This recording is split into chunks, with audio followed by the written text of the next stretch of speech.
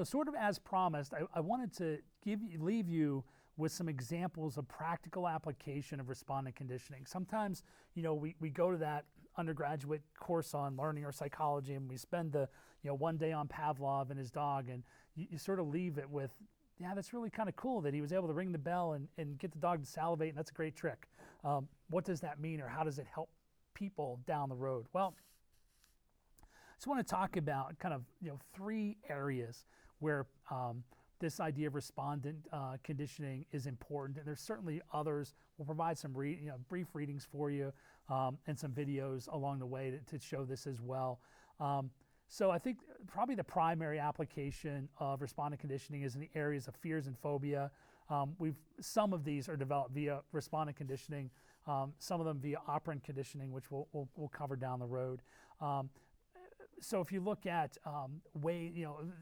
fear and phobia that's developed via respondent conditioning, probably some of the primary way to deal with that or treat that is through systematic desensitization.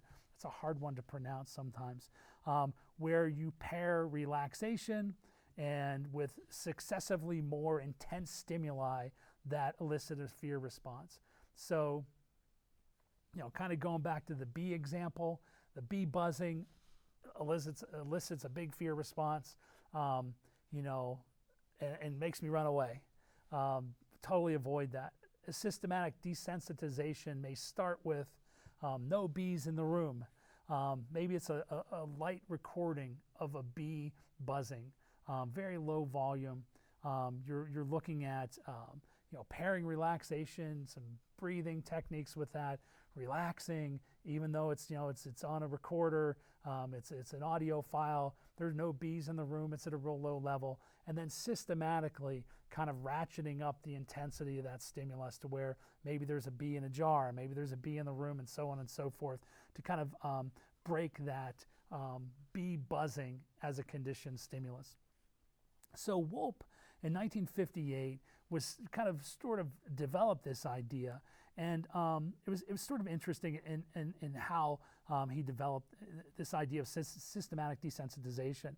He was working with animals, and he was interested in fear responses, and he was working with animals, and they were cats, and and these cats were exposed to electric shocks, and he was looking at their responses, and what he found was that the cats became fearful of the apparatus in which the shock were delivered, which makes a lot of sense there, but would also were fearful of the room where the shocks occurred, and in fact so much so that they wouldn't even eat in that room. And so Wolpe started to develop, this is where the treatment starts to develop. He started feeding the cats in a room that was totally dissimilar, not even close to looking like the room where the apparatus was. Got the cats to eat in that room, and then moved to a room that was a little more similar to the experimental room. Got them to eat there, and then moved them into the next room, which is a little more similar, and so on and so forth, and systematically added elements to make the room where the treatment was going more and more like that experimental chamber room. And eventually the rooms looked exactly alike over time. So the key elements to treatment, obviously for humans, is training and relaxation, and how to relax, and then creating this hierarchy of looks nothing like to looks really a lot like the stimulus, and working systematically through that, and pairing each step in that hierarchy to relaxation. So systematic desensitization is used in a variety of settings and to good success.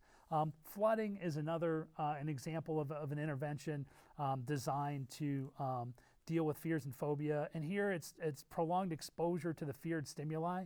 So you provide maximal opportunity for the conditioned stimulus to extinguish. So we talked earlier about friends with dogs, and they're terrified of dogs and avoid them at any turn. Well, they're never going to get over that fear because they don't become exposed to that conditioned stimulus enough for it to extinguish. So the idea of flooding is, we're going to put you in a room with a dog, promise it won't bite, but you're going to get maximal exposure to this thing, and it's going to be just a conditioned stimulus. We're not going to ever pair it with the unconditioned stimulus, and the idea is you want to break that apart.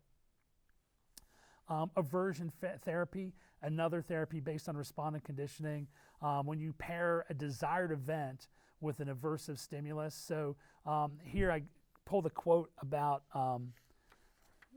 some ancient Roman writer, Pliny the Elder. And Pliny the Elder suggests that putting a dead spider into the bottom of a wine drinker's glass, if you do that, the dead spider would be associated with wine and reduced drinking. I thought that was kind of a pretty interesting thing. So, you're drinking your wine, and you notice at the bottom there's this big, huge spider, and it makes you sick, and you associate drinking with that sickness feeling kind of thing, and then you don't drink anymore. Sort of a person before their time, right? So ahead of their time there. But there are nausea-based treatments for alcohol where people are given a drug that reacts with alcohol and makes them nauseous, or that given a drug that makes them nauseous, and then the therapist would give them alcohol, and you pair the two together. So that's an example of aversion therapy. Other applications of respondent conditioning, I thought these are interesting too, and strengthening and weakening the immune system are one that we'll talk about. There's more research, there's, as you know, huge opioid epidemic in our nation right now, and researchers are looking at issues of addiction, and this information on respondent conditioning and operant conditioning, which we'll cover in a bit, also applies to this problem as well. I'm going to talk just briefly about strengthening the immune system. A couple of studies I found were pretty interesting. Buskey and Kirschbaum and colleagues in 1994 did just pretty interesting studies, very eloquent in its simplicity. Basically, they gave people an adrenaline shot, and the shot of adrenaline increases the immune system, the activity of killer cells. And to condition a response, they paired the adrenaline shot with sherbet ice cream, which shouldn't be called ice cream, I think. It's not ice cream. It's an abomination, I think. I don't know.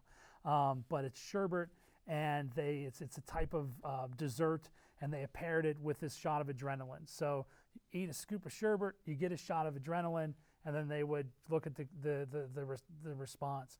And what they found was they could condition these particular folks to eat sherbet, and then they would measure their immune system reaction, and their immune system reaction was to increase the level of killer cells. So they made the eating of sherbet became the conditioned response here. Another group of researchers looked at the effects of they were looking at cancer and chemotherapy intervention. And in this particular study, they looked at, they measured the impact of chemotherapy. They're looking at chemotherapy on immunosuppression and how it suppresses your immune system. And interestingly, they found that the hospital was initially neutral stimulus. So you come into the hospital, you get your chemo, and it results in immunosuppression. But they found that if they measured later, if you came back to the hospital, even though it wasn't a chemotherapy time, that your immune system would tank as well, would go down. So the hospital became the conditioned stimulus, which resulted in a reduction in immune response.